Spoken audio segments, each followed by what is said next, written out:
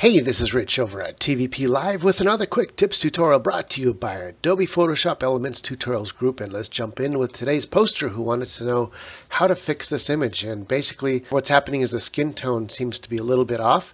And a couple things you want to do is consider the whole background. The whole background is kind of mute of color. And this is kind of what you want to do with your subjects so that they match and feel like they belong in the photo. Basically, I'm going to take this top layer, I'm going to unlock it, I'll right click and duplicate this layer.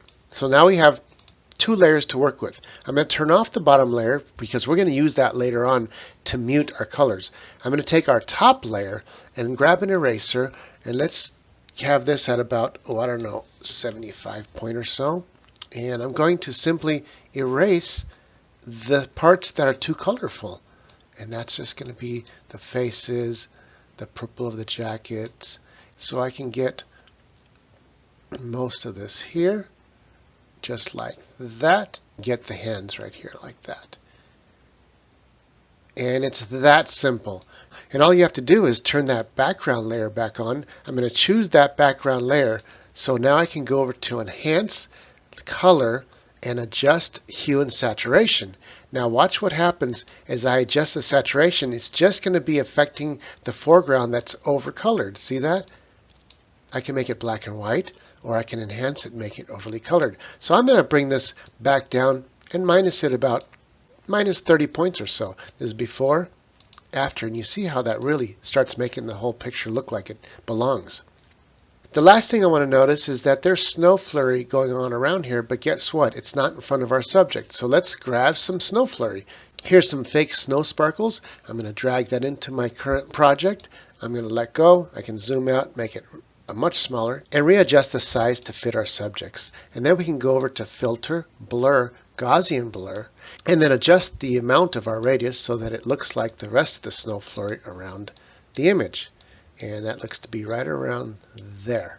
And all we have to do is hit OK, maybe bring our opacity down on our new snow so that it matches the background, and that looks good. And that's pretty much it as far as color correction and adding some snow. Oh, and one more thing, I almost forgot. We need to add shadows to give that realistic feel. So I'm going to zoom in here, and I pre-cut their bodies out underneath here. Let's turn off the snowflakes for a minute, and I pre-cut this portion of their bodies right here.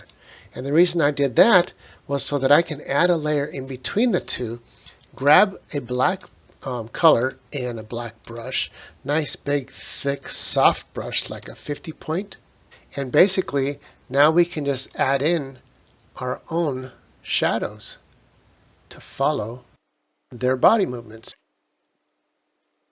Then all we got to do is erase the portions that we don't want, like right up here where it matches. And here is our new drop shadow. All we have to do is take the opacity and bring it way down to right about here, so it's really subtle.